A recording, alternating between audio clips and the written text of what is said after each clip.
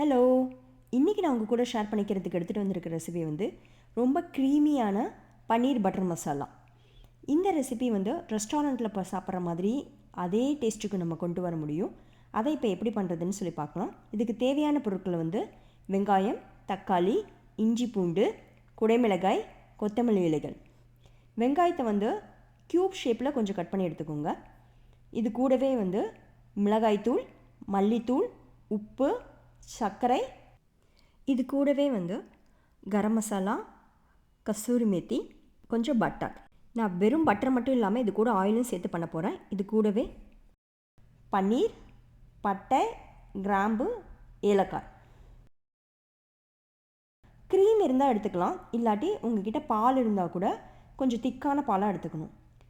இப்போ ஒரு பெரிய கடாயில் ஒரு துண்டு பட்டரை வந்து ஆட் பண்ணுறேன். இந்த பட்டர் மெல்ட் ஆனதுக்கப்புறமா இதில் நான் எடுத்து வச்சுருக்க இதில் பாதி பட்டை, 4 கிராம்பு,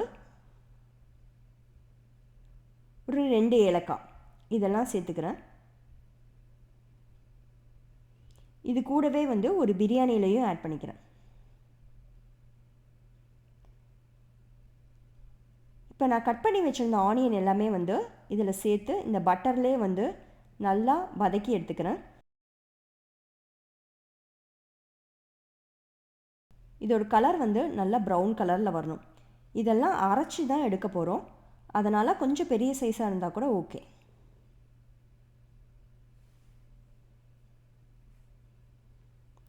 இப்போ வெங்காயத்தோட கலர் கொஞ்சம் மாறினதுக்கப்புறமா இஞ்சி பூண்டுகளை வந்து நல்லா நறுக்கி இது கூட ஆட் பண்ணிக்கிறேன்.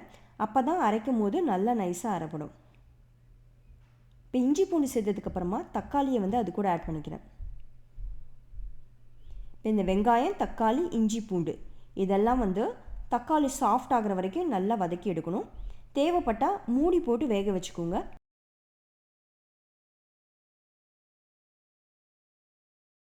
இப்போ பார்த்தீங்கன்னா தக்காளியோட தோல்லாம் அது மேலேருந்து பிரிஞ்சு வருது. இப்போ இந்த வதக்கின தக்காளி வெங்காயத்தை எல்லாம் வந்து கொஞ்சம் நேரம் கூல் ஆகிற வரைக்கும் ஆற வைக்கணும். இது நல்லா ஆறினதுக்கப்புறம் மிக்சியில் கொடுத்து நல்ல நைஸான பேஸ்ட்டாக அரைச்சிக்கணும். இப்போ அதே பாத்திரத்தில் கொஞ்சமாக பட்டரும் கொஞ்சம் எண்ணெயும் சேர்த்துக்கிறேன். பீனட் ஆயிலோ இல்லாட்டி வெஜிடபிள் ஆயிலோ சேர்த்துக்கலாம். இதுலேயும் பட்டை, கிராம்பு, பிரியாணி இலை, கொஞ்சமாக சீரகம் வந்து ஆட் பண்ணிக்கிறேன். ஸோ நான் ஏற்கனவே கட் பண்ணி வச்சுருந்த ஆனியன் இது வந்து க்யூப் ஷேப்பில் இருக்கும். அப்போ தான் இது வந்து நம்ம ரெஸ்டாரண்ட்டில் சாப்பிட்ற மாதிரி இருக்கும். அதுக்காக அந்த ஷேப்பில் கட் பண்ணி எடுத்துக்கிறேன். இது ரொம்ப வதக்கணும்னு அவசியம் இல்லை. லைட்டாக இந்த மாதிரி கலர் சேஞ்ச் ஆனவுடனே குடமிளகாயும் அது கூட சேர்த்துக்கிறேன்.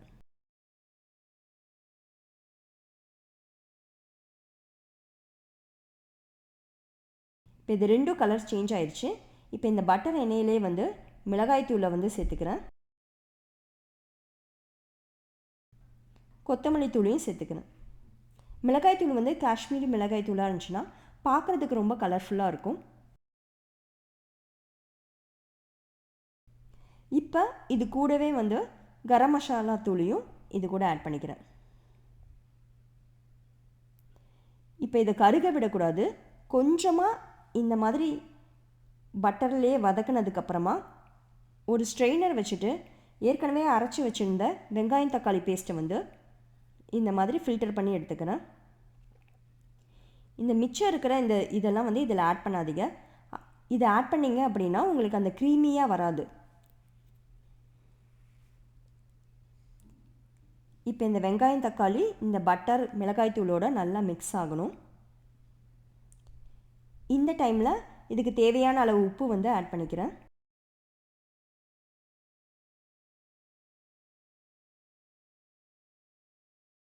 கொஞ்சமாக மிக்சியிலேருந்து தண்ணி சேர்த்தும் இதில் சேர்த்துக்கிறேன். யூஸ்வலாக வந்து பன்னீர் பட்டர் மசாலாவுக்கு தண்ணி அதிகமாக சேர்க்கக்கூடாது.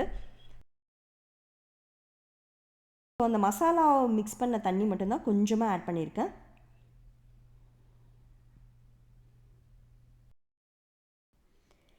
இப்போ இதை நல்லா மிக்ஸ் பண்ணதுக்கப்புறமா இது கொஞ்சம் திக்காகிறதுக்காக கொஞ்சம் நேரம் மூடி போட்டு வேக வச்சுக்கிறேன். இப்போ அதோட கன்சிஸ்டன்சி பார்த்திங்கன்னா கொஞ்சம் திக்காக இருக்கிற மாதிரி இருக்கும். இன்னும் கொஞ்சம் திக்காகணும். இந்த ஸ்டேஜில் நான் இதில் வந்து 1 ஸ்பூன் அளவுக்கு வந்து சுகர் ஆட் பண்ணிக்கிறேன். இது எதுக்காக ஆட் பண்ணுறோம் அப்படின்னா, நம்ம நிறைய தக்காளி ஆட் பண்ணும்போது அது சில பேருக்கு வந்து அசிடிட்டி மாதிரி ஃபார்ம் ஆகும். அதை அவாய்ட் பண்ணிக்கிறதுக்காக கொஞ்சமாக சுகர் சேர்த்துக்கிறேன். இப்போ இந்த மசாலா வந்து நல்லா கொதிச்சு வந்துருச்சு.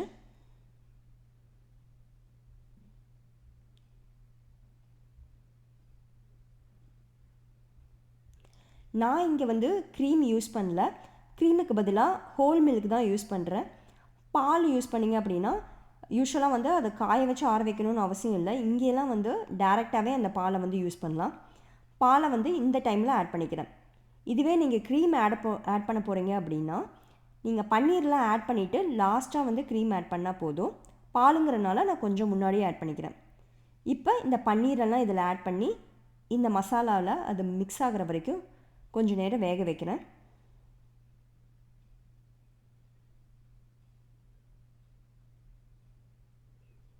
ஸோ கொஞ்சம் மூடி போட்டு வேக வச்சிங்க அப்படின்னா பன்னீர்லாம் வந்து நல்லா வெந்து வந்துடும். இப்போ பார்த்தீங்கன்னா நல்லா கொதிச்சிருக்கு. பன்னீரும் வந்து வெந்திருக்கு. இது ரொம்ப நேரம் வேகாது.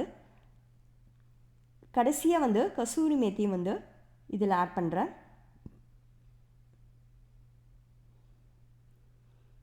இதில் பார்த்தீங்கன்னா டொமேட்டோ வந்து புளிப்பாக இருக்கும், சுகர் ஆட் பண்ணியிருக்கோம். கஸ்தூரி மேத்தி வந்து கொஞ்சம் கசப்பான சுவை இருக்கும். ஸோ எல்லா சுவையும் சேர்ந்து வரும்போது இது வந்து நமக்கு ஒரு டிஃப்ரெண்ட்டான டேஸ்ட் கொடுக்கும். இப்போ ஃபைனலாக எல்லாம் முடிஞ்சதுக்கப்புறமா இதில் வந்து கொத்தமல்லி இலைகளை சேர்த்துட்டு ஸ்டவ்வை ஆஃப் பண்ணிடுறேன். இதை வந்து சப்பாத்தி, நான், ஈவன் நாங்கள் தோசைக்கு கூட தொட்டு சாப்பிடுவோம். அவ்வளோ டேஸ்ட்டாக இருக்கும். நான் இந்த ரெசிபியை வந்து வீட்டில் இருக்க பொருட்களை வச்சு தான் ட்ரை பண்ணியிருக்கேன். உங்களுக்கு எல்லாருக்கும் இந்த ரெசிபி ரொம்ப பிடிக்கும்னு நினைக்கிறேன். நீங்களும் இதை வீட்டில் செஞ்சு ட்ரை பண்ணி பாருங்கள். தேங்க்யூ ஃபார் வாட்சிங்.